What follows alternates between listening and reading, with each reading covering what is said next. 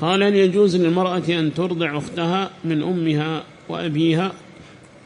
وهل يجوز لزوج المرأة أن يقابل أختها؟ ما فيه مانع أن ترضع المرأة من شاءت، سواء من أهل نسبها أو من الأبعدين، إما لا يربط واصلة. فإن احتاج هذا الولد إلى إرضاع وهي أكبر منه، سواء من أخوانها أو غير ذلك، أخواتها أو غير ذلك، لا بأس أن ترضعهم.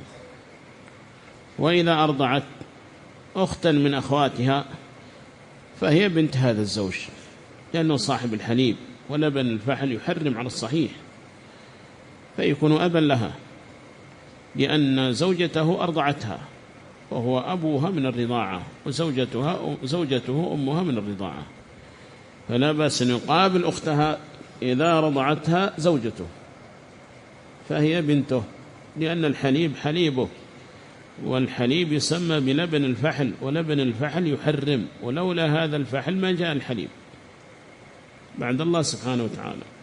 فنعم يجوز أن يقابل أختها إذا تمت الرضاعة الشرعية. وهل يجوز للمرأة أن تقابل زوج أختها؟ نعم يجوز، لأنها أمها من الرضاعة، ويحرم من النسب ما يحرم من الرضاعة، فهي أمها من الرضاعة.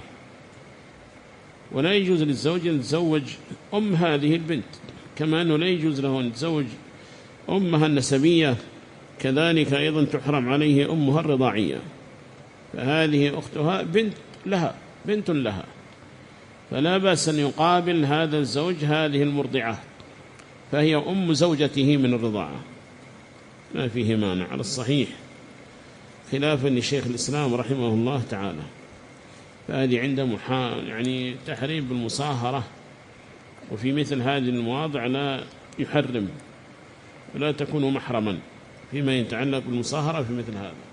والجمهور على عموم الدليل، يحرم من الرضاعة ما يحرم من النسب، وهذا هو الصحيح إن شاء الله، يحرم من الرضاعة ما يحرم من النسب. فهذه أمها من الرضاعة وتلك أمها نسبية، فإذا حرمت تلك تحرم أيضا هذه، فهي أم، تدخل تحت قول أمهاتكم،